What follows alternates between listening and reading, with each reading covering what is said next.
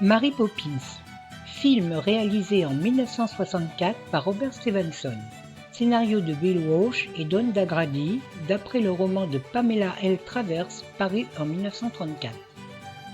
Monsieur Banks, un banquier prospère, son épouse Winifred, une suffragette convaincue, et leurs deux enfants, Jeanne et Michael, habitent une riche demeure dans un quartier résidentiel de Londres.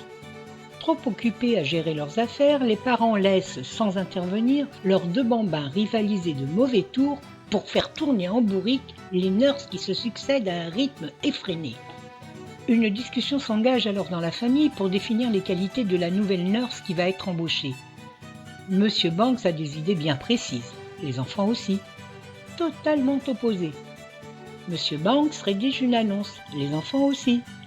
La première est publiée dans la presse, l'autre déchirée et jetée dans la cheminée.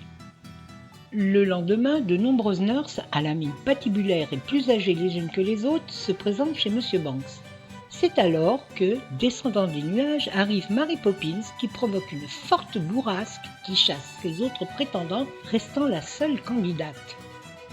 Sous l'œil étonné de Monsieur Banks, elle sort alors l'annonce des enfants et poursuit par un discours qui le laisse sans voix. Désarçonné par l'aplomb de la jeune femme, il l'engage. Mary Poppins rencontre les enfants. Elle parvient à les faire ranger leur chambre en transformant cette tâche en jeu et en usant d'un peu de magie. Plus tard, le trio se rend au parc et y rencontre Berthe, qui semble bien connaître Mary et ses dons de magicienne. Berthe, qui réalise sur le trottoir des tableaux à la craie, propose d'utiliser l'un d'eux, un paysage de la campagne anglaise, comme portail vers un monde enchanté.